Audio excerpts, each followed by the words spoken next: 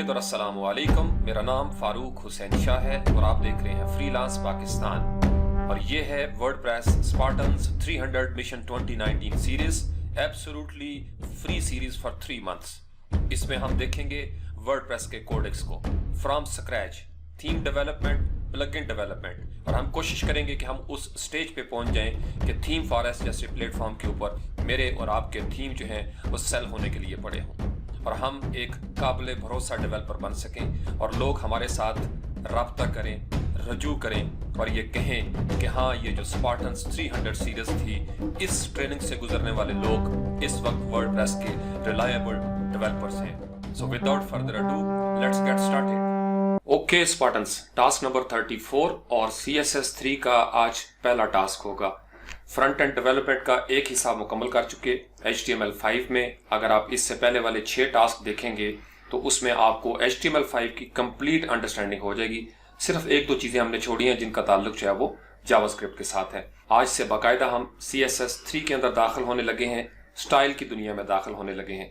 अभी तक हमने जितना भी काम किया था वो एक ढांचे के हवाले से था, जैसे इंसानी ढांचा होता है या किसी जानवर का या परिंदे का खोल जो होता है उसकी सिर्फ हड्डियां, जिसको बेयर बोन स्ट्रक्चर कहते हैं, वो ढांचा जब उसके ऊपर गोश्त लगता है, फिर उसके ऊपर कपड़े हम पहनते हैं, टाई बांधते हैं, मुख्तलिफ किस्म के कोट होते हैं, शूज़ वगैरह, मुख्तलिफ रंगों की सॉक्स होती हैं, तो एक ज़िंदगी के अंदर स्टाइल आना शुरू हो जाता है। जैसे हम घर बनाते हैं तो आहिस्ता आहिस्ता चीज़ें जो है वो बिल्ड होना शुरू हो जाती हैं। ये पिक्साबे से एक इमेज है वो मैंने डाउनलोड किया। मैंने कहा कि मैं आपके साथ थोड़ा सा इसका फलसफा जो है वो शेयर करूँ ताकि फिर आप इसको अच्छे तरीके से समझें जिन्होंने स्क्रैच से स्टार्ट किया है। ये 4 दोस्त हैं। अब ये चारों दोस्त किसी 5वें दोस्त की शादी पर डांस कर रहे हैं, लुड्डी डाल रहे हैं, भंगड़ा डाल रहे हैं। अब हम सब इसी हालत में हैं। अगर हम किसी एक्सरे मशीन के साथ अपने आप को देखें तो हम इसी तरीके से नजर आते हैं। ये हमारा बेयर बोन स्ट्रक्चर है। ये कंटेंट सारा यहाँ पे मौजूद है। आंखें हैं, होंठ हैं, इसी तरीके से बाजू है, ये पसलियां हैं, टांगे हैं, पाँव हैं, अलगर्जिया के जिस्म के सारे पार्ट यहाँ पे मौजूद होते हैं। एक्शन भी हमें नजर आ रहा है, लेकिन इस एक्शन के साथ, इस कंटेंट के साथ अभी कोई विजुअल ऐसी रिप्रेजेंटेशन नहीं है, कोई स्टाइल नहीं है। इस स्टाइल के लिए फिर हम अगर अपने हाथ को आप इस वक्त गौर से देखें वीडियो देखते हुए, तो आपके इस हाथ के ये जो गोश्त पोस्ट है इसके अंदर एक आपको कलर नजर आ रहा है। हम एशियन लोग जो पाकिस्तानी, इंडिया वाले, बांग्लादेश, अफगानिस्तान, हम ब्राउन स्किन वाले लोग हैं। अब जो UK वाले हैं या इसी तरीके से अमेरिका में चले जाएं, ब्रिटिश जिनको हम कहते हैं, वो वाइट स्किन वाले लोग होते हैं। फिर इसी तरीके से हमारा जो अफ्रीकन ट्राइब्स हैं सारे के सारे वो डार्क स्किन है। हमारे अंदर भी 3 मुख्तलिफ किस्म की स्किन के फ्लेवर जो हैं वो हो सकते हैं, कॉम्प्लेक्शन हो सकती है। हम लाइट ब्राउन हो सकते हैं, लाइट ब्राउन से वाइट की तरफ हमारे अंदर टेंट आ सकता है, फिर हम डार्क ब्राउन होते होते बिल्कुल डार्क ब्राउन में चले जाते हैं। तो ये हमारी मुख्तलिफ वेरिएशंस हैं। CSS के अंदर भी मुख्तलिफ वेरिएशंस होती हैं। जैसे अब किसी की स्किन जो है वो मोटी होगी, अगर एक इंसान पहलवान है, अखाड़े में उतरता है या जिम शिम जाता है तो उसके मसल ज़रा स्ट्रांग होंगे, तो उसकी वैल्यूज़ जो है वो डिफरेंट होंगी। इसी तरीके से CSS के अंदर भी जब हम किसी चीज़ की वैल्यू तब्दील कर देते हैं तो उसका गोश्त पोश्त या उसकी रिप्रेजेंटेशन जो है वो तब्दील होना शुरू हो जाती है। सो हैविंग सेड दैट, ये बिल्कुल एक बेसिक कॉन्सेप्ट था। आई होप कि आपको CSS का ये कॉन्सेप्ट क्लियर हो गया होगा।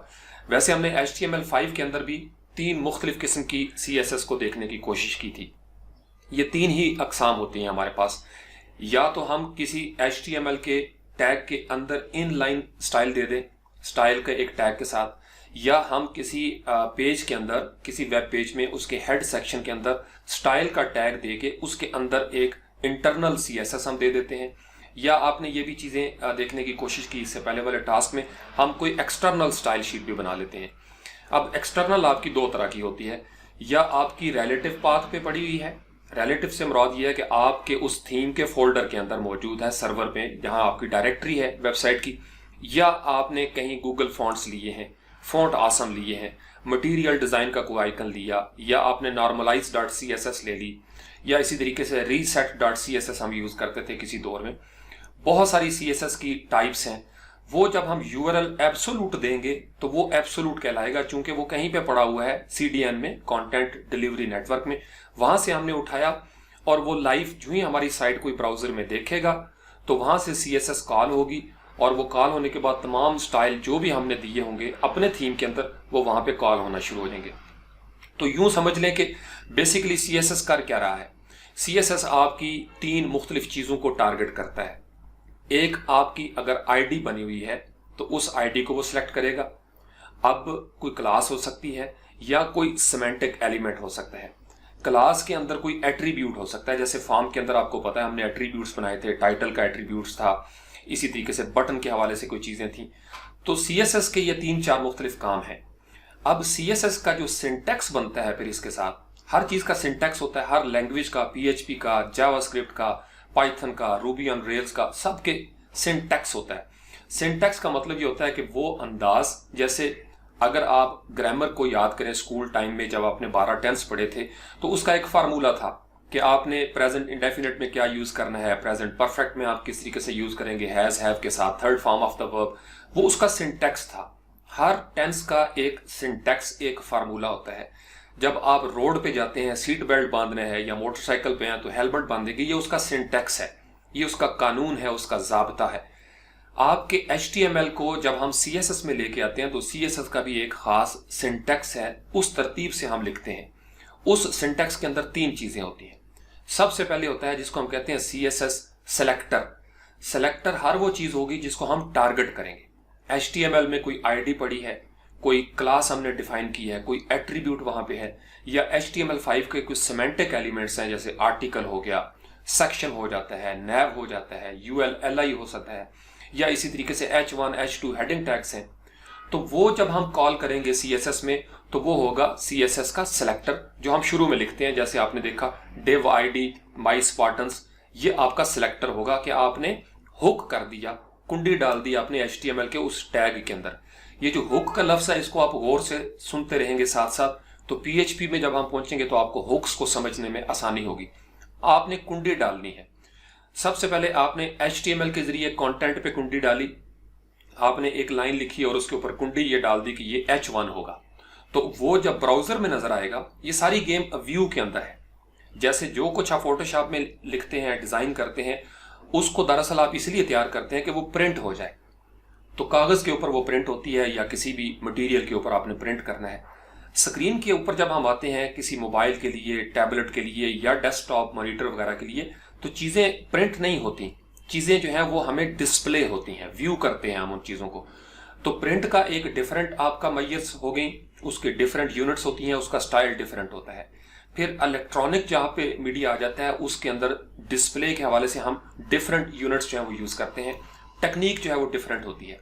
जैसे पेज के अंदर हमें पिक्सल्स की जरूरत नहीं पड़ती, क्योंकि वो पिक्सल्स नहीं होते, वो या इंचेस होते हैं या सेंटीमीटर्स होते हैं या मिलीमीटर्स होते हैं। लेकिन इलेक्ट्रॉनिक डिवाइसेस में जब हम किसी पेज को बनाते हैं A4 को, तो हम पिक्सल्स में कोई चीज लिखते हैं, इंचेस में भी हम सेट कर सकते हैं पेज को। बेसिकली ऑनलाइन दुनिया में पिक्सल ही चल रहा है। जो भी हमें इस वक्त ब्राउजर में नजर आ रहा है, ये वीडियो जितनी आपको 1920 1080 में नजर आती है, ये छोटे छोटे पिक्सल्स हैं। अब इन पिक्सल से गेम जो है वो आगे बढ़ी। तो CSS का ये पहला जो हो गया सिलेक्टर हो गया, इस तरीके से ये सिलेक्ट करता है। HTML में हमने कुंडी डाल दी, अब वो हेडिंग टैग जो है वो ब्राउजर में हमें बड़े पिक्सल्स में नजर आना शुरू होगी। दूसरे लेवल पे हम आगे बढ़े तो हमने CSS के साथ H1 को मजीद उसके ऊपर कुंडी डाली कि H1 जो है वो नीला पीला नजर आए, अंडरलाइन नजर आए। जावास्क्रिप्ट के साथ हम मजीद इसके ऊपर कोई एक्शन करते हैं, हम कहते हैं H1 के ऊपर जब कोई क्लिक करे तो ऊपर से एक विंडो नीचे आए और कहे कि hello world you are clicking on H1। फिर PHP की तरफ हम जब आते हैं, डायनेमिक लैंग्वेजेस में रूबी ऑन रेल्स है, ASP है, जो भी आपकी डायनेमिक लैंग्वेजेस हैं, पाइथन, तो आप उसके ऊपर फिर मजीद कुंडी डालते हैं और वो कुंडी भी आएगी आपकी H1 के ऊपर। यानी H1 के अंदर आप कोई खास PHP का टैग जो है वो एग्जीक्यूट करवाना चाहते हैं, पूरे का पूरा फंक्शन आप चाहते हैं कि H1 के ऊपर जब कोई क्लिक करे तो एक पॉपअप जो है वो नजर आ जाए, और वो पॉपअप जो है उसके अंदर एक फॉर्म हो सब्सक्रिप्शन का, और वो कहीं डाटाबेस के अंदर उसकी एंट्रीज जाए। तो ये इस तरीके से आपकी डायनामिक लैंग्वेजेस मंजर आम पे आ जाती हैं। ये बेसिक कॉन्सेप्ट है। ये मैं आपको हर दूसरे तीसरे टास्क में थोड़ी सी आपको देसी अंदाज में इसलिए समझाने की कोशिश करता हूं, फिर आप कभी भूलेंगे नहीं, कॉन्सेप्ट आपके क्लियर हो जाएंगे, फिर आपको चीजों को समझना आसान हो जाएगा। अब पहला हमारा हो गया CSS के सिंटैक्स के अंदर सिलेक्टर। अब दूसरा हमारे पास होता है, इस कानून के अंदर जो हिस्सा होता है वो होता है प्रॉपर्टी। आपने जब किसी चीज को टारगेट कर लिया तो वो उसकी कोई प्रॉपर्टी होगी। H1 के अंदर मुख्तलिफ प्रॉपर्टीज हो सकती हैं, इमेज के अंदर मुख्तलिफ प्रॉपर्टीज हो सकती हैं। मसलन टेक्स्ट का एक आप अगर एग्जाम्पल ले लें तो टेक्स्ट के अंदर क्या क्या हो सकता है। टेक्स्ट का कोई कलर होगा, वो फॉन्ट है तो फॉन्ट साइज होगा, और उस फॉन्ट की कोई फैमिली होगी। फिर आपने उस टेक्स्ट को कोई डेकोरेशन देनी है, स्टाइल बनाना है आपने, आप उसको कोई पैडिंग देना चाहते हैं, किसी कंटेनर में होगा, या आप उसको कोई लिंक देना चाहते हैं ए टैग के साथ। फिर आप ये चाहते हैं कि जब उसके ऊपर माउस हावर करे, जिससे सूडो क्लासेस का कॉन्सेप्ट निकला, तो फिर क्या एक्शन हो, क्लिक करने के बाद उसका रंग कैसा होना चाहिए। तो ये सारी चीजें जो थी ये प्रॉपर्टी थी। अब वो प्रॉपर्टी, जैसे एक इंसान है, हर इंसान की अपनी डिफरेंट प्रॉपर्टी होती है। किसी का घर है, किसी की गाड़ी है, छोटी गाड़ी है, बड़ी गाड़ी है, साइकिल है, बाइसिकल है। मेरे पास ये प्रॉपर्टी है, ये मेरा मोबाइल पड़ा हुआ है, पेन पड़ा हुआ है, ये कैमरे में आप मुझे देख रहे हैं, ये इस वक्त माइक्रोफोन है। ये मुख्तलिफ प्रॉपर्टीज होती हैं। किसी भी एलिमेंट की केमिस्ट्री के अंदर भी प्रॉपर्टीज होती हैं। अब CSS के अंदर जब हम किसी चीज को टैग करते हैं या हुक करते हैं सिलेक्टर के जरिए, तो उसकी प्रॉपर्टीज हैं मुख्तलिफ। किसी में 4 होंगी, किसी में 7 होंगी, किसी में 10 होंगी। फिर हर प्रॉपर्टी की कोई वैल्यू होगी। आपने अगर फॉन्ट साइज देना है तो कितना फॉन्ट साइज देंगे, ये वैल्यू में हम लिखते हैं। आपने कलर देना है तो कौन सा कलर होगा, नीला, पीला, ब्राउन, ऑरेंज, मैरून, ये वैल्यू में आ जाएगा। फिर आपने इसी तरीके से अगर कोई लिंक देना है तो वो टारगेट अंडरस्कोर ब्लैंक में जाके ओपन हो, कौन सा वहां पे स्टाइल देना चाहते हैं। तो हर प्रॉपर्टी की फिर आगे वैल्यूज का कॉन्सेप्ट आता। तो CSS3 का सिंटैक्स इस तरीके से ये 3 चीजों को डील करता है, सेलेक्टर, प्रॉपर्टी और वैल्यू। अब सिलेक्टर जो होता है वो आपका ऊपर आप लिखते हैं, कोई भी सिलेक्टर हो सकता है, डिव है, क्लास है, एट्रीब्यूट। फिर उसके बाद आप लिखेंगे वैल्यू, और वैल्यू और प्रॉपर्टी के दरमियान आप कॉलन देते हैं, कॉलन 2 फुल स्टॉप ऊपर नीचे।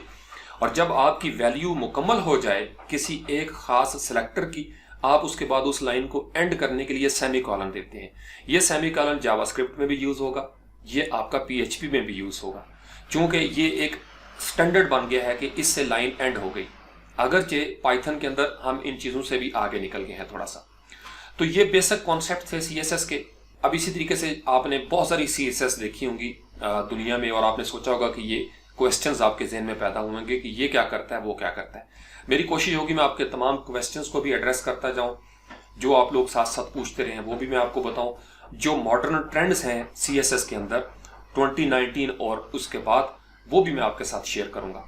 तो ये जो 6-7 इसके टास्क होंगे CSS के, आपने इनको बड़े गौर से सुनना है, क्योंकि इसके अंदर हमने सारी एडवांस चीजें इंशाल्लाह एक्सप्लोर करनी है और आपको समझ में आ जाएगी। मेरे जैसे नालायक बंदे को समझ आ गया तो आप लोग तो इंशाल्लाह जरूर समझेंगे इस चीज को। तो मैं कोशिश करूंगा कि जिस तरह मुझे समझ आई है, मैं अपने जैसे बंदों को उसी तरीके से समझाने की कोशिश करूंगा। ये लोकल होस्ट है, हमने एक डेमो साइट बनाई थी, इसको मैं हमेशा अपने साथ रखता हूं, इसको आप ओपन कर लें। आज हम सबसे पहले इसको थीम के अंदर जाके देखते हैं। 2019 डिफॉल्ट थीम है, या कोई भी थीम आप खोल के उसको देख सकते हैं। मैं इसको इसलिए फॉलो करता हूं 2019 को, चूंकि वर्डप्रेस की टीम ने ये बनाया हुआ है, वो बड़े डेवलपर हैं, बहुत सारे कम्युनिटी के अंदर अच्छे सीनियर डेवलपर प्रोग्रामर बैठे हैं, उन्होंने एक खास स्ट्रक्चर दिया है HTML का, और फिर उस पर CSS लिखा है। शुरू में मैंने आपको कुछ प्रैक्टिस करवाई थी, अगर आप यहाँ पे आ जाए इंडेक्स के अंदर तो आपको याद है हमने इसमें से कुछ टैग्स निकाल दिए थे PHP के हवाले से। अब इसके अंदर जितनी भी स्ट्रक्चर जो बना हुआ है उसको आपने फॉलो करना है। अब यहाँ पे सबसे पहले हम आ जाते हैं, जैसे सिंगल पेज है, फर्ज कर लें यहाँ से शुरू करते हैं। सिंगल पेज पे आपने क्लिक किया तो यहाँ से हेडर उसने कॉल कर लिया। अब उसके बाद आप देखें कि सेक्शन बना हुआ है, और फिर सेक्शन को उन्होंने ID दी प्राइमरी, और class they the content area. फिर उसके बाद मेन की उन्होंने एक जो सिमेंटिक एक स्ट्रक्चर है वो शुरू कर दिया। मेन को भी उन्होंने ID दी मेन और साइट मेन। अब आपके ज़हन में क्वेश्चन ये पैदा होना चाहिए कि ये नाम वो क्यों दे रहे हैं, इसका ज्यादा स्टैंडर्ड या ट्रेंड जो है वो क्यों बनता जा रहा है। बेसिकली दुनिया मूव कर रही है सिमेंटिक की तरफ। आप इसको यूं समझें कि लोग ये चाहते हैं कि अब CSS के अंदर, HTML के अंदर भी कोई बामानी चीजें नजर आए। जैसे डिव एक लफ्ज था, तो डिव को तो हम आज भी यूज करते हैं, पहले बहुत ज्यादा यूज होती थी। उस डिव से पहले टेबल यूज होते थे पूरी साइट बनाने के लिए, लेकिन टेबल के बाद डिव आई। अब डिव के बाद इन्होंने पूरे सिमेंटिक टैग दे दिए हैं, यानी मेन को ID देने की भी जरूरत नहीं। मेन को ब्राउजर पहचानता है, जब लफ्ज मेन लिखा होगा आप इसको स्टाइल देंगे तो वो इसके ऊपर अप्लाई हो जाएगा। फिर आपने सेक्शन, एक खास मखसूस नाम है, समझ में आ जाती है। आप एक सेक्शन के अंदर 10 सेक्शन बना सकते हैं। एक मेन के अंदर आप 50 सेक्शन बना लें। एक सेक्शन के अंदर आप 10 दफ़ा मेन यूज़ कर लें। लेकिन इसका एक स्टैंडर्ड उन्होंने रखा हुआ है, तो हम फॉलो कर रहे हैं जो वर्डप्रेस का स्टैंडर्ड है। अब आज चूंकि हमारा CSS का है तो हम उसको फोकस करेंगे। यहाँ पे उन्होंने दे दी ID। जब हम HTML में लिखेंगे तो ID का लफ्ज़ लिखेंगे। CSS में जब हम इसको सिलेक्ट करेंगे, ये वाला जो एलिमेंट है, तो इसके लिए हम पाउंड का साइन, हैश का साइन देते हैं। क्लास को यहाँ पे लिखते हैं कंटेंट एरिया और लफ्ज़ लिखते हैं CLASS। जब CSS में हम इसको एड्रेस करते हैं तो डॉट का लफ्ज़ यूज़ करते हैं। अब शुरू में लोगों को थोड़ी सी कंफ्यूजन हो जाती है कि ID और क्लास में क्या फ़र्क है। ID आइडेंटिफिकेशन के लिए होती है और एक स्टैंडर्ड है कि पेज के ऊपर उसी नाम की कोई दूसरी ID नहीं होनी चाहिए। एक ही नाम के 2 अगर ID कार्ड बने होंगे, एक ही नंबर होगा तो वो कंफ्यूजन आ जाएगी। क्लास से आप जितनी मर्जी बनाएं, लेकिन अब ID और क्लास से भी आगे की बातें जो है वो लोग करना शुरू हो गए। वो कहते हैं जी कि हम डायरेक्ट सेक्शन को स्टाइल दें, ID देने की भी ज़रूरत नहीं। लेकिन ID और क्लास फिलहाल हमारे पास चल रहा है क्योंकि वर्डप्रेस ने भी इसको यूज़ किया हुआ है। अब हम CSS में जाएंगे और CSS में देखते हैं कि ये चीज़ें वो किस तरीके से एड्रेस कर रहा है। ये टेम्पलेट यूज़ हो रहा है page.php में। जो भी वर्डप्रेस में हम पेज बनाएंगे उसके अंदर ये टेम्पलेट यूज़ होगा, अगर हमने कोई कस्टम पेज टेम्पलेट वहाँ पे नहीं दिया हुआ। या हमारे पास यहाँ पे देख लें index.php होती है, वो एक मेन फाइल होती है हमारे पास जिसको हम यूज़ करते हैं, मेन इंडेक्स टेम्पलेट। इसको हमने क्लिक किया, अब इसके अंदर हेडर आ गया। हेडर वाली चीज़ें हम ऑलरेडी PHP टैग रिमूव कर चुके हैं। सेक्शन है, वही सेम सेक्शन यूज़ हो रहा है जो page.php के अंदर था। फिर उसके बाद मेन क्लोज हो जाता है, सेक्शन क्लोज हो जाता है। अगर आप आ जाएं आर्काइव्स के पेज के ऊपर जो archive.php का टेम्पलेट है, इसी तरीके से आप हेडर के ऊपर क्लिक करें, header.php, तो यहाँ पे आपको ये सारा स्ट्रक्चर नजर आएगा जिसमें से हमने PHP टैग शुरू में रिमूव किए थे। अब यहाँ पे उन्होंने क्या दिया, div ID है एक पेज, और पेज के अंदर उन्होंने कोई ID नहीं दी उसको, लेकिन एक PHP का वहाँ पे टैग दे दिया। फिर उन्होंने बॉडी के नीचे सिमेंटिक अंदाज में, बामानी अंदाज में एक div दी और उसका ID बना दिया पेज। जाहिर बात है, समझ में आता है कि भाई बॉडी के नीचे एक उन्होंने ID बनाई है div, और उस div का नाम उन्होंने रख दिया पेज के, ये एक पेज है। बिल्कुल समझ में आ जाता है। तो कोशिश ये कर रहे हैं सारे के सारे इस वक्त जो स्टैंडर्ड एक बनाया जा रहा है। अप्रैल में अभी मीटिंग भी है, वेब कॉन्फ्रेंस है 2019 के, जनवरी से अप्रैल के दरमियान कॉन्फ्रेंसेस होंगे मुख्तलिफ ममालिक के अंदर। उसमें डिसाइड किया जाएगा कि HTML और CSS का फ्यूचर जो है वो कौन सा स्टैंडर्ड रखा जाएगा। तो बड़ी ज़बरदस्त तब्दीलियां आने वाली हैं और हम बिल्कुल उस ट्रैक के ऊपर हैं। ये जो कुछ आप डिस्कस कर रहे हैं अपनी इस ट्रेनिंग में, ये आप देखेंगे कि ये फाइनल होंगी इंशाल्लाह ताला। इनमें से कोई चीज़ डेप्लीकेट नहीं होगी क्योंकि हम बिल्कुल उन्हीं चीज़ों को पकड़ रहे हैं जो लेटेस्ट हैं। अब यहाँ पे पेज और उसके बाद इन्होंने क्लास भी दी, साइट। अब ID और क्लास का फ़र्क आपको समझ में आ गया कि क्लास बहुत सारी चीज़ें हो सकती हैं। एक अच्छी प्रैक्टिस ये दी जाती है, ID बेसिकली यूज़ होती है जावास्क्रिप्ट में ज़्यादातर, क्योंकि जावास्क्रिप्ट इसको पहचानता है, गेट एलिमेंट बाय ID। हम कस्टम चीज़ें भी दे सकते हैं, लेकिन जो अच्छे स्टैंडर्ड होते हैं, बेस्ट प्रैक्टिसेस, गूगल के लाइट हाउस में इसके आपको पता है कि पॉइंट्स हैं, तो हमने बेस्ट प्रैक्टिसेस को फॉलो करना होता है। फिर उसके बाद नीचे आ जाए तो हेडर है। अब हेडर के अंदर उन्होंने ID दे दी मास्ट हेड, हम भी मास्ट हेड यूज़ करेंगे। फिर एक क्लास बना दी। अब किसी एक एलिमेंट के अंदर, HTML के एलिमेंट के अंदर मल्टीपल क्लासेस हो सकती हैं। आप 3, 4, 5 मुख्तलिफ क्लासें भी दे सकते हैं और आप उनको मुख्तलिफ अंदाज में सिलेक्ट करके CSS का स्टाइल दे सकते हैं। ID एक ही होगी, क्लासेस डिफरेंट हो सकती हैं, फिर एट्रीब्यूट्स मुख्तलिफ हो सकते हैं। तो ये हो गया जो आपका एक बेसिक था उसमें। अब हम आ जाते हैं इसके स्टाइल शीट के ऊपर, जो मेन स्टाइल है वर्डप्रेस की, style.css।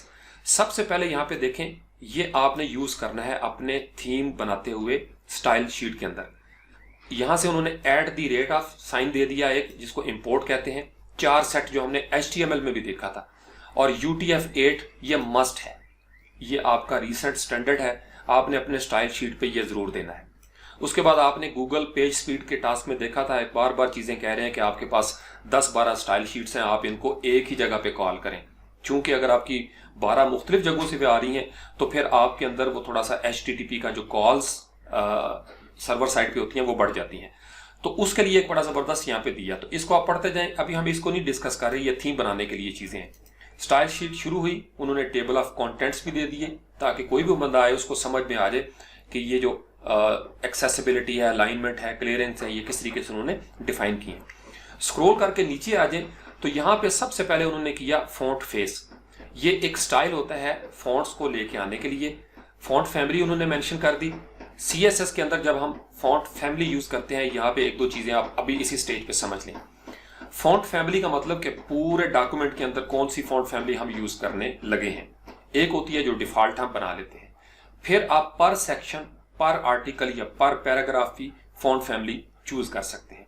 पर क्लास, पर आईडी आप अलग से फॉन्ट यूज कर सकते हैं, इसमें कोई लिमिट नहीं है।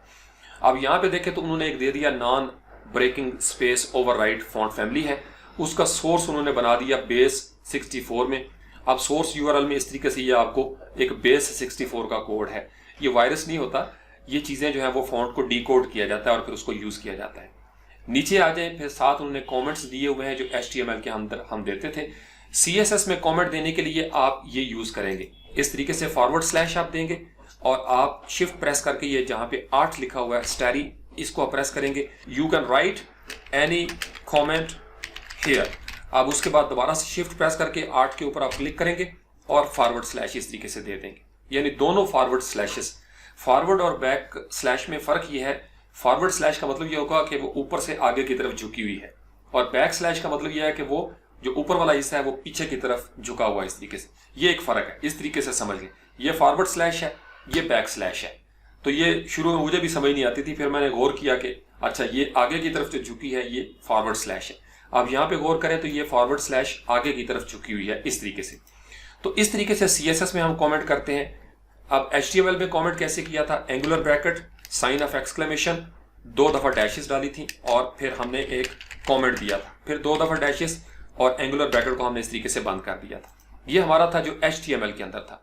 CSS जो है इसके अंदर हम इस तरीके से यूज करते हैं। फिर जावास्क्रिप्ट है, PHP है, उसके अंदर भी स्टाइल जो है थोड़े से डिफरेंट हो जाते हैं। यानी डबल आप इस तरीके से लाइन लगा देंगे तो वो लाइन जो है वो कमेंट आउट हो जाएगी, ब्लॉक हो जाएगी। अब उसके बाद हमारे पास नीचे आ जाए, यहाँ पे है हमारे पास HTML उन्होंने दे दिया, बॉडी दे दी। अब हमने वहां पे जो मेन सेक्शन था उसकी आईडी थी, एक मेन थी, फिर कंटेंट एरिया था। अब हमने यहाँ पे div id मेन तलाश करनी है तो Ctrl F किया और यहाँ पे लिखते हैं MAIN मेन, तो एंटर प्रेस करेंगे। जो ही आप एंटर प्रेस करेंगे जहां जहां पे लफ्ज मेन लिखा होगा वो आपको नजर आना शुरू हो जाएगा। मेन नेविगेशन है, इसी तरीके से ये आप करते जाएंगे तो आपको ये सारे मेन के लफ्ज नजर आ जाएंगे।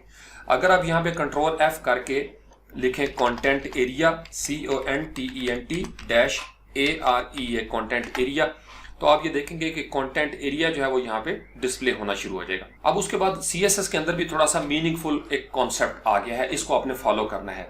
ये उसकी स्पेसिफिसिटी आप ये कह लें, जैसे स्ट्रक्चर होता है या हायरार्की, आपने सुना होगा लफ्ज कि कौन सा टेम्पलेट पहले कॉल होगा, कौन सा बाद में होगा, कौन सा उसके बाद होगा।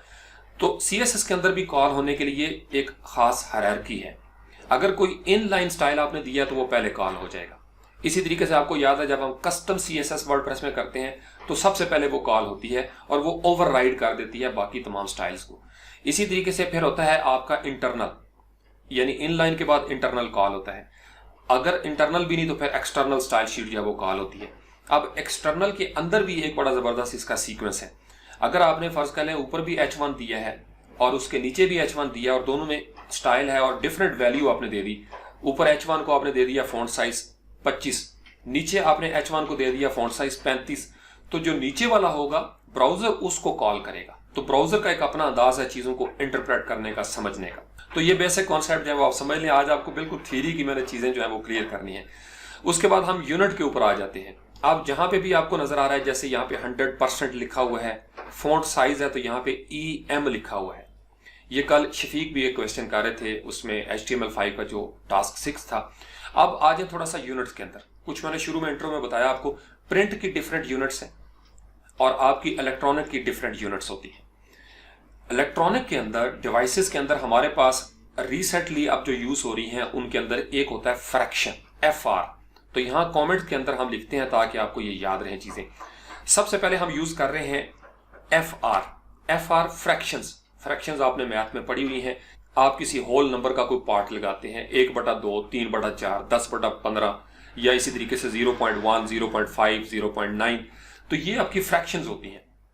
अब फ्रैक्शंस ने बड़ा ज़बरदस्त काम किया। उसका फ़ायदा क्या है कि आपने फ़र्ज़ कर लें 2 कॉलम की एक वेबसाइट बनाई है, एक तरफ साइड बार है, एक तरफ कंटेंट है। साइड बार को आपने फिक्स कर दिया, फ़र्ज़ कर लें कि आपने 20% जो है वो साइड बार को दे दिया और 80% आपका कंटेंट है। तो वो जो 80% है वो बेसिकली उसको 1FR कहा जाता है, यानी एक फ्रैक्शन की वैल्यू है।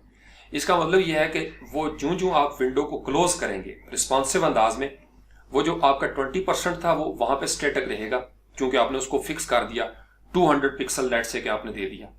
अब 1000 पिक्सल के डॉक्यूमेंट के अंदर 200 आपका फिक्स हो गया, लेकिन वो जो 800 पिक्सल हैं बाकी, उसके अंदर फ्रैक्शन के साथ वो रिस्पॉन्सिवनेस आ जाएगी। आप इसे अंदाजा लगा लें कि ज्यों आप स्क्रीन को छोटा करते जाएंगे, उसके अंदर इमेज मौजूद है, टैग मौजूद है, जो कुछ भी मौजूद है वो फ्रैक्शंस की वैल्यू के साथ छोटा होता चला जाएगा। बिल्कुल आप छोटे लेवल पे मोबाइल पे आप उसको ले आएंगे, पोर्ट्रेट या लैंडस्केप, तो वो फर्क पड़ जाएगा। तो फ्रैक्शन की वैल्यू भी हम इंशाल्लाह CSS में देखेंगे, ये भी यूज होती हैं। उसके बाद फॉन्ट के लेवल पे हमारे पास यूज होती हैं EM और REM। इससे अक्सर लोग कंफ्यूज होते हैं, ये आप यूज करें। आपको वर्डप्रेस में भी EM नजर आता है।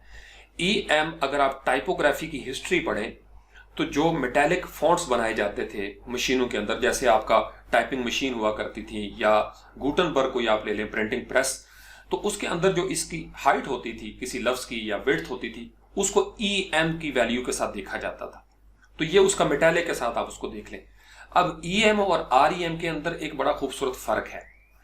REM के अंदर जो R है, आप ये समझ लें कि ये R रिलेटिव होता है रूट के साथ, यानी ये पूरा आपका जो आपको स्टाइल शीट नजर आ रही है, आपकी बॉडी के अंदर जो ब्राउजर में डिफॉल्ट फॉन्ट साइज होता है वो होता है 16 पिक्सल। ये एक डिफॉल्ट फॉन्ट उन्होंने कंसिडर किया हुआ है। आप अगर डिफाइन मेंशन कर देंगे यहाँ पे कि 20 है तो वो 20 हो जाएगा। लेट्स से कि आपका पूरे इस वेब पेज के अंदर, थीम के अंदर वर्डप्रेस में आपका 16 पिक्सल जो है वो एक डिफॉल्ट फॉन्ट साइज है। अब अगर रूट के अंदर 16 पड़ा हुआ है और आपने किसी जगह पे REM लिख दिया 2EM, तो इसका मतलब ये होगा, अब यहाँ पे 2EM है, लेकिन अगर यहाँ पे होता 2REM तो इसका मतलब यह है कि उस 16 का डबल। अगर ये होता 0.5 तो 16 का आधा कर दें आप, इसको 0.5 हो जाता तो 8 पिक्सल हो जाता। EM क्या होता है? EM को रूट के साथ नहीं जोड़ा जाता। EM की जब वैल्यू लिखी जाएगी तो इसका मतलब यह है कि ये H1 जिस पेरेंट डिव में मौजूद होगा, जिस आर्टिकल में मौजूद होगा, जिस सेक्शन में मौजूद होगा, उस सेक्शन का जो मेन एरिया है, लेट्स से अगर हमने एक सेक्शन बनाया 500 पिक्सल का और उसमें जो H1 हम यूज करते हैं उसको हम देते हैं 2EM, तो ये जो 2EM है ये 500 पिक्सल्स के मुताबिक एडजस्ट हो जाएगा वहां पे, ये उसकी रिलेटिव पोजीशन होगी। अगर मैं उसको कर देता हूं 0.5 EM तो वो अपने पेरेंट के मुताबिक जो है वो छोटा या बड़ा होगा। लेट्स से कि पैराग्राफ के अंदर मैं यूज करता हूं 40 और अगर मैंने उस पैराग्राफ के अंदर किसी और चीज का हमने 0.5 EM दे दिया तो 40 का हाफ हो जाएगा 20 EM। अगर मैंने 3 कर दिया तो इसका मतलब यह है कि अब आपका 3 गुना ये चीजें जो है वो बढ़ गई हैं। ये आई होप कि आपको समझ आ जाएगी। थोड़ी सी जब हम प्रैक्टिस करेंगे फिर आप देखेंगे। अभी सिर्फ आप डेफिनेशन ज़हन में रखें। फिर हमारे पास 2 यूनिट इस्तेमाल हुई, बड़ी ज़बरदस्त अभी भी हो रही हैं, VH और VW। ये व्यू पोर्ट के लिए उन्होंने कहा कि हमारे पास रिस्पॉन्सिव स्क्रीनें आ गई, मुख्तलिफ साइजेस हैं, उनके अंदर पिक्सल की रेशियो चल रही है। तो एक VH का मतलब होता है कि व्यू पोर्ट, यानी व्यू पोर्ट को आप यूँ समझ लें कि आपके पास मुख्तलिफ यूनिट्स नज़र आती हैं, 100 बाई 100 के छोटे छोटे ब्लॉक्स हैं। जैसे आपने इमेजेस के अंदर देखा फोटोशॉप के अंदर कि वो पिक्सलेट हो जाते हैं, लेकिन इलस्ट्रेटर के अंदर वेक्टर्स होते हैं और वो पिक्सलेट नहीं होते, तो आप उसको स्ट्रेच करें जितना मर्जी करें। तो यहाँ पे आपका व्यू पोर्ट के अंदर 100 बाई 100 की छोटी छोटी यूनिट्स बनी होती हैं। हर यूनिट जो है वो 1% है उस स्क्रीन का जिस पे आप चीज़ों को देखते हैं। 1%, 100 बाई 100 का एक डब्बा बना हुआ है ब्लॉक, और उसको कंसिडर किया जाता है 1% of the view port, screen का 1%। अगर आपने फॉन्ट साइज दे दिया 1VW, W विड्थ के लिए और H जो है वो हाइट के लिए, तो इसका मतलब यह है कि वो फॉन्ट जो है वो उस स्क्रीन के 1% के मुताबिक छोटा या बड़ा होगा। अगर आप इसको कर देंगे 2VW तो वो डबल हो जाएगा, 3 करेंगे तो उससे भी ज्यादा हो जाएगा उस चीज में। तो इसलिए आपको नजर आता है ये मॉडर्न वेबसाइट में बड़ी बड़ी हेडिंग्स, और आप सोचते हैं ये कैसे हुआ होगा। अब ब्राउजर में जब वो रेंडर होता है तो वो पिक्सल्स में ही वैल्यू नजर आएंगी। आप उसको राइट क्लिक करें, इंस्पेक्ट एलिमेंट करें, तो उसके अंदर आपको पिक्सल्स ही नजर आएंगे। लेकिन बेसिकली कहीं कोड लिखा होगा इस तरीके से VH या VW के हवाले से। तो थ्योरी मुझे पता है थोड़ी सी ड्राई है, लेकिन जब हम इसको करेंगे, आज ग्राउंड सेट करना बड़ा लाजमी है CSS के हवाले से, तो साथ साथ मैं प्रैक्टिकल करूंगा, तो फिर इंशाल्लाह ताला आपके कॉन्सेप्ट हैं वो मजीद क्लियर हो जाएंगे। अब उसके बाद हमारे पास एक और चीज इस स्टेज पे आपको समझना जो जरूरी है, कलर्स।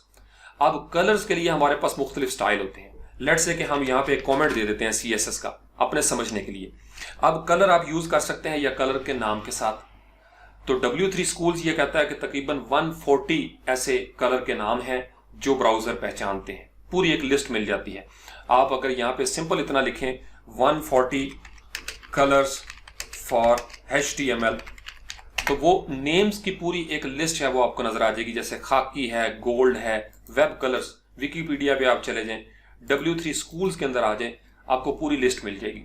यानी इनमें से कोई भी नाम आप CSS में यूज करेंगे वैल्यू के अंदर, तो वो ब्राउजर पहचान जाएगा और एग्जैक्ट वही कलर जो है वो आपको नजर आएगा। White, silver, grey, black, red, maroon, जैसे आपने देखा होगा HTML में मैं लिखता रहा साथ साथ। एक्वा है, टील है, नेवी है, फिर इसी तरीके से पर्पल है, यहाँ पूरी लिस्ट है। तो यहाँ पे उसके साथ ये कलर का नाम आ गया। अगर आप सिंपल इतना कलर का नाम उठा के Ctrl+C करेंगे और उसको अपने CSS में यूज कर लेंगे यहाँ पे, तो आप इसका मतलब यह है कि एक्वा मेरीन जो है वो आपका कलर फ्रंट एंड पे डिस्प्ले होना शुरू हो जाएगा। तो कलर को एक तो आप नाम के साथ एड्रेस कर सकते हैं। दूसरा होता है इसकी हेक्स वैल्यू। आपने अक्सर देखा होगा, ये पाउंड का साइन आप लेते हैं और उसके बाद आपको इस तरीके से 600 नजर आते हैं। अब ये जो 000000 तीन जोड़े बने हुए हैं, ये RGB 3 चैनल होते हैं हमारे पास फोटोशॉप में। तो बजाय इसके कि हम फोटोशॉप को ऑन करें, यहाँ पे हम लिख देते हैं color.adobe.com और यहाँ से मैं एंटर कर देता हूँ। बड़ी ज़बरदस्त वेबसाइट है, इसको हम ग्राफिक डिज़ाइन में यूज़ करते हैं।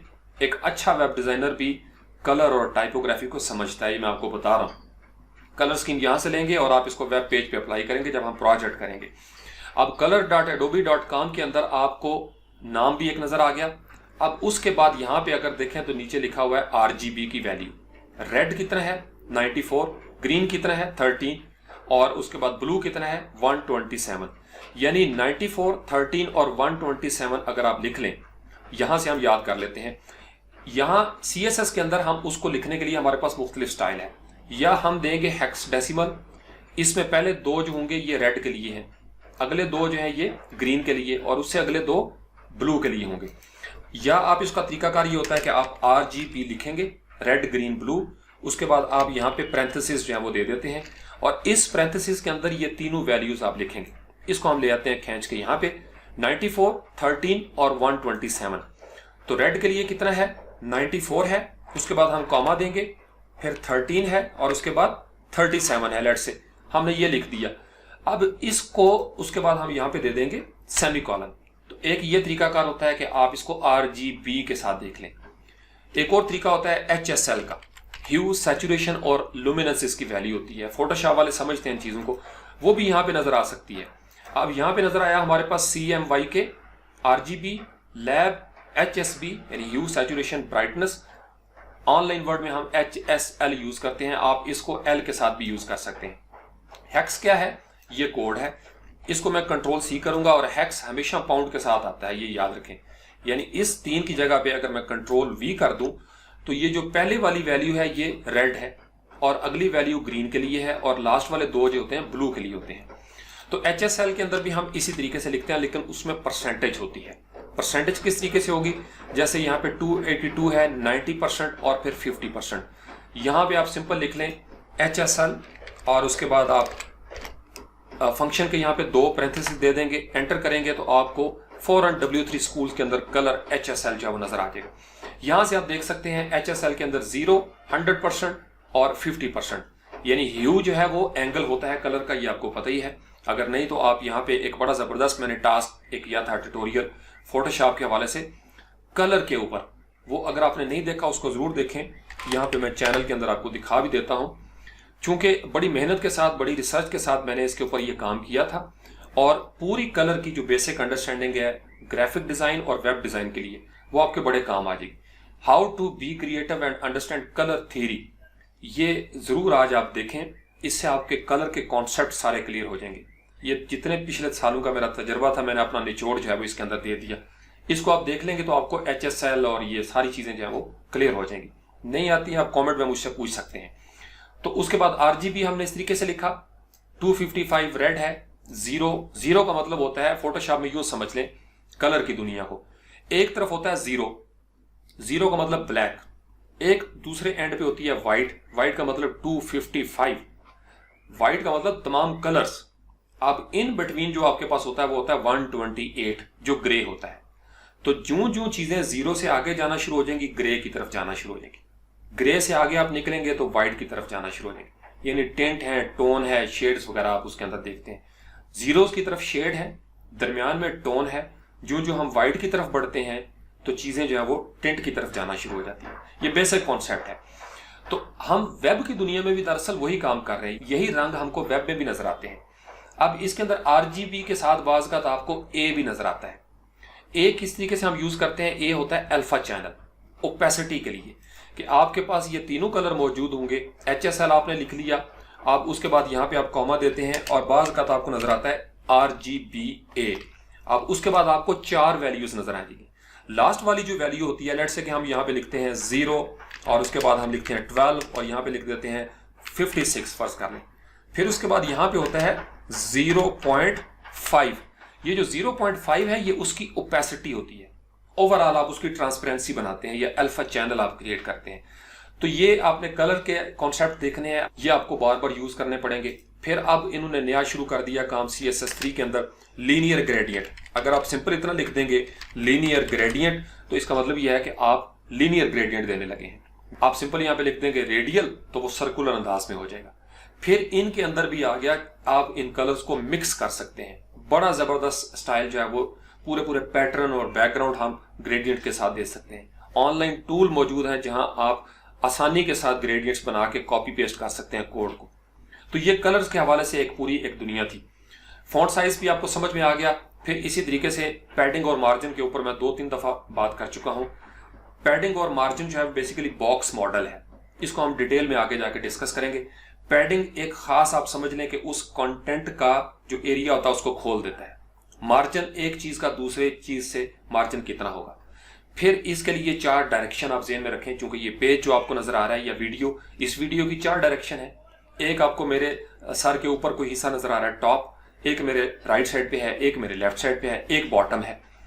इन 4 डायरेक्शन को फिर इसके लिए हम शॉर्ट हैंड यूज करते हैं। यानी अगर मैं लिखूं margin dash top, margin dash bottom, margin dash right, तो इसके लिए शॉर्ट हैंड मेरे पास तरीका है, वो हम डिस्कस कर चुके हैं, मजीद हम देखेंगे प्रैक्टिकल में।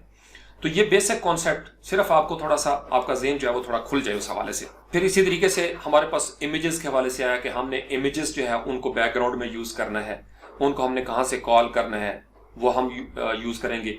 उसके लिए रिलेटिव और एब्सोल्यूट पाथ आपके ज़हन में होना चाहिए।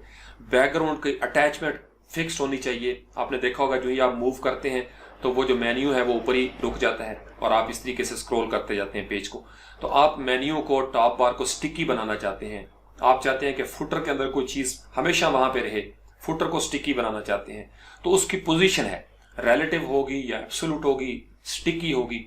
फिर इसके अंदर एक खास सीक्वेंस होता है, उसकी भी हम इंशाल्लाह प्रैक्टिस करेंगे। फिर इसी तरीके से जो मॉडर्न CSS है आपने थीम के अंदर अक्सर यूज किया होगा, वो बड़ा जबरदस्त होता है, उसको कहते हैं सूडो क्लासेस। सूडो क्लासेस ने हमें यह फायदा दे दिया कि हम थीम्स के अंदर तमाम पैराग्राफ के फर्ज कर लें, हर पैराग्राफ अगर 500 पैराग्राफ है और मैं ये चाहता हूं कि हर पैराग्राफ के पहले लफ्ज का पहला लेटर जो है वो सिलेक्ट हो जाए, तो सूडो क्लास जिंदाबाद, उसको हम यूज करेंगे। सूडो क्लासेस हमारे पास बहुत सारी हैं, उनको हम बहुत डिफरेंट अंदाज में यूज कर सकते हैं। फिर CSS के सिलेक्टर्स जो है उनको समझना बड़ा जरूरी है। जैसे यहाँ पे एक सिलेक्टर हम इस तरीके से यूज करते हैं, ये अगर आप देखें ना 6 के ऊपर ये बना हुआ निशान, इसको अंग्रेजी में हम कहते हैं कैरेट, ये कैरेट का साइन होता है। फिर इसी तरीके से ये जो टिल्डा है TILDA, ये CSS में यूज होता है। फिर इसी तरीके से ये जो राइट एंगुलर ब्रैकेट है ग्रेटर देन, ये आपका यूज होता है। अगर किसी जगह पे आपने ये पढ़ा हो डिव और उसके बाद एंगुलर ब्रैकेट होगी और फिर P होगा, इसका मतलब ये है कि इस डिव के अंदर जितने भी जो चिल्ड्रन है उसके P एलिमेंट्स वो सिलेक्ट हो जाएंगे उस खास पेरेंट डिव के अंदर।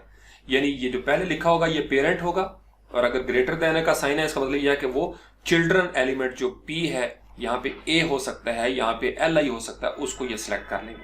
इसी तरीके से बाज़ होता है div और उसके बाद प्लस होता है और फिर P होता है, इसका भी एक खास फंक्शन है CSS के अंदर। इसी तरीके से आपको टिल्डा जो है वो नजर आएगा। div आपने बनाई और उसके बाद टिल्डा देते हैं, फर्ज कर लें यहाँ पे, और फिर P। इसको स्क्विगली भी कहा जाता है, SQUIGGLY गालिबन। तो टिल्डा का निशान बिल्कुल लेफ्ट साइड पे आप देखें, यहाँ पे 1 2 3 ऊपर शुरू होता है कीबोर्ड पे, ये टिल्डा होता है। एडोबी प्रीमियर में भी हम इसके साथ बड़ा काम करते हैं। किसी चीज को बड़ा करके देखना हो तो हम टिल्डा प्रेस करते हैं, और जिस हिस्से में हमारा कर्सर ब्लिंक कर रहा होता है वो हिस्सा जो है वो सेक्शन बड़ा हो जाता है। तो ये छोटी छोटी चीजें आपको जब मैं लिखूंगा साथ साथ मैं इंशाल्लाह एक्सप्लेन भी करूंगा। आज सिर्फ थोड़ा सा वो आपको पंजाबी में कहते हैं चाका मैंने उतारना है, ताकि आपको पता चले कि ये सारी चीजें हम कवर कर लेंगे। फिर इसी तरीके से फ्लैक्स के हवाले से और ग्रिड के हवाले से हमने चीजें देखनी है। बहुत आसान है, यानी जब हमने फ्लैक्स को बनाना है तो हम लिखेंगे डिस्प्ले और उसके बाद सिंपल कर देंगे फ्लैक्स, तो फ्लैक्स हमारा स्टार्ट हो जाएगा। अगर हमने ग्रिड को लेके आना है तो डिस्प्ले और उसके बाद GRID ग्रिड लिखेंगे तो ग्रिड हमारी स्टार्ट हो जाएगी। अगर हम चाहते हैं कि कोई चीज डिस्प्ले ना हो तो हम लिखते हैं डिस्प्ले नन, तो वो नजर नहीं आती। फिर डिस्प्ले और फिर विजिबिलिटी होती है, हिडन है या आप उसको दिखाना चाहते हैं। फिर ओवरफ्लो होता है, यानी मुख्तलिफ वैल्यूज हैं। तो आपने CSS को इस तरीके से फैल के समझना है कि मैंने कलर्स को चेंज करना है तो मैं क्या क्या चीजें यूज कर सकता हूं, मैंने फॉन्ट साइज को यूज करना है तो फॉन्ट के लिए मैं क्या क्या यूज कर सकता हूं, फॉन्ट फैमिली है, फॉन्ट मार्जिन है। आप कभी किसी वेबसाइट के ऊपर राइट क्लिक करें और इंस्पेक्ट एलिमेंट में चले जाएं तो वो ब्राउजर भी आपको बताएगा, जैसे फायरफॉक्स है या इंटरनेट एज है माइक्रोसॉफ्ट का। तो यहाँ पे आप फर्ज कर लें कोई चीज लिखना चाहते हैं रैंडम, मैं यहाँ पे लिखता हूँ फॉन्ट का लफ्ज। अभी मैंने फॉन्ट लिखना शुरू किया तो आपने देखा नीचे एक लिस्ट बनना शुरू होगी कि font family, font feature settings, font Corning, font size, font stretch, ये सारी वो चीजें हैं जो फॉन्ट की प्रॉपर्टीज होती हैं। अब इस प्रॉपर्टी को किसी एक को फॉन्ट वेट के ऊपर आप क्लिक कर देंगे, अब आपने इस फॉन्ट की प्रॉपर्टी के आगे वैल्यू देनी है। तो जो ही आप टैब प्रेस करके आगे जाएंगे अब वैल्यू भी वो आपको दे देता है। 100, 200, 300 बोल्ड होना चाहिए, बोल्डर होना चाहिए, कितने पिक्सल उसकी डेंसिटी होनी चाहिए, लाइट दिखाना चाहते हैं या डार्क दिखाना चाहते हैं। तो जिस कदर आप वेट उसका बढ़ाते जाएंगे। फिर यहाँ पे आपको नजर आएगा इनहेरिट। इनहेरिट का मतलब ये होता है एक पेरेंट डिव है, उसके अंदर किसी चाइल्ड के अंदर अगर आपने इनहेरिट लिख दिया तो इसका मतलब वो जो पेरेंट के अंदर कलर का फॉन्ट का जो आपने वेट रखा था वो इनहेरिट कर लेगा, जायदाद उसको मिल जाएगी। एक होता है इनिशियल, CSS में अक्सर आप देखेंगे इनिशियल का मतलब कि ये आपकी डिफॉल्ट वैल्यू है, आप डिफॉल्ट पोजीशन में चले जाएंगे। तो ये मुख्तलिफ टर्म्स हैं जो हमारे अगले टास्क के अंदर यूज होंगे, तो आप इनको अच्छे तरीके से समझ लें। बार बार इसको अगर आपको सुनना पड़ता है बार बार देखें, लिस्ट बनाते जाएं साथ साथ। मैं तमाम मॉडर्न टैग्स जो है उनको डिस्कस करूंगा, मॉडर्न यूनिट्स को हम डिस्कस करेंगे, और फिर हम पूरा आखिर में इंशाल्लाह 1-2 प्रोजेक्ट जो हैं वो कंप्लीट इसके ऊपर बनाएंगे, HTML और CSS के ऊपर। और वो ऐसे आपके प्रोजेक्ट होंगे कि उनको आप इंशाल्लाह ताला सेल भी कर सकेंगे। लास्ट में ट्रेनिंग के आखिर में मैंने आपसे प्रॉमिस किया हुआ है कि हम थीम फॉरेस्ट के अलावा भी बहुत सारी जगह हैं जहां पे आप पैसिव इनकम जो है वो आपकी शुरू हो सकती है। I know that. तो इंशाल्लाह हम इसको डिस्कस करेंगे। Thank you very much.